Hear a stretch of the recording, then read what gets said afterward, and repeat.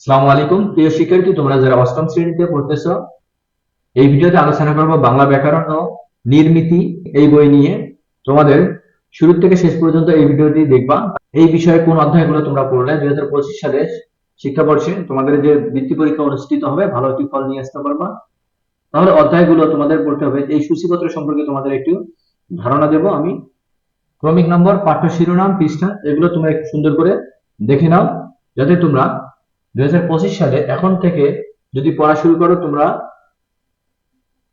তোমাদের জন্য যে বৃত্তি পরীক্ষাটি অনুষ্ঠিত হবে তোমরা ভালো একটি ফলাফল নিয়ে আসতে পারবা। তাহলে সূচিতে প্রথম পরিচিতি রয়েছে ভাষা।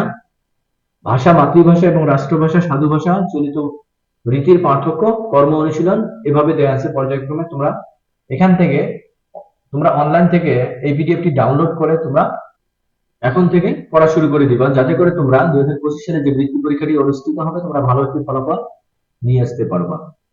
তোমরা তাহলে কিভাবে এই পিডিএফটি ডাউনলোড করবা? প্রথমে ক্রোম ব্রাউজার বা গুগল ব্রাউজার, মোবাইল ফোনে বা কম্পিউটারে এসে ক্রোম ব্রাউজার বা গুগল ব্রাউজারে এসে লিখবা nctv.gov.bd লিখে সার্চ করবে। সার্চ করলে তোমাদের সামনে এরকম একটি পেজ শো করবে।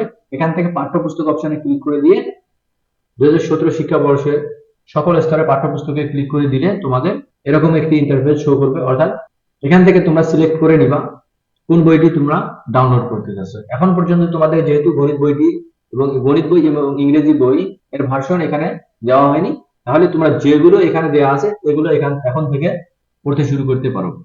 এবং ভিডিওতে এবং চ্যানেলে প্রথম হয়ে থাকলে অবশ্যই ভিডিওতে একটি লাইক দিবা এবং চ্যানেলে প্রথম হয়ে থাকলে অবশ্যই চ্যানেলটিকে সাবস্ক্রাইব করবে। ধন্যবাদ।